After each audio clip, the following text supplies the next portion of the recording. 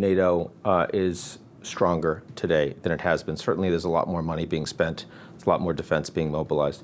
I also just saw a NATO member, you know who I'm going to say, Viktor Orbán, just made a trip to Moscow, made a trip to meet with Xi Jinping at the Shanghai Cooperation Organization, was not pre-cleared with other NATO allies, and what he has been saying feels very different than what you're saying right now about what needs to happen on the ground in Ukraine. How do you deal with a renegade ally like the Hungarians? As you said, he had absolutely no authority to do it on the behalf of either NATO or the EU.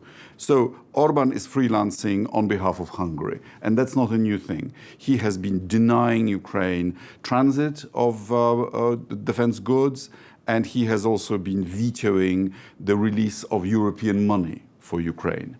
Our Prime Minister hosting President Zelensky in Warsaw yesterday, we signed our G7 security compact, said that there were politicians in the past who thought, maybe even to themselves, that they were bringing back peace. But history remembers them as appeasers. And that's not necessarily a good thing to be. You see, I mean, Orbán is here in Washington, of course, as part of the NATO summit. Do you feel like his presence, like his membership is significantly undermining or in any way undermining the ability of NATO to act today? Hungary is the only country in NATO and the European Union which is unhappy with its borders.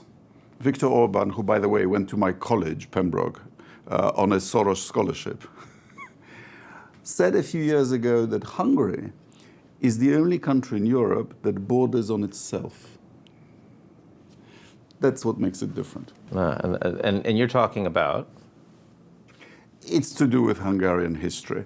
But the point is that what Putin has broken is the taboo under two bloody world wars, that you do not change borders by force. That if you have a problem with your compatriots on the other side of an international line, you apply the Council of Europe Convention on the Protection of Minorities. You do not send tanks. Now, there is an increasing view, and I will say I share it, that ultimately the likelihood that Ukraine will be able to get all of their land back is low. In other words, that some sort of a deal is going to have to be made, and the Ukrainians have to be part of that deal. They have to accept it, simply because the force that would have to be applied to get all of that land back, it does not appear to be available.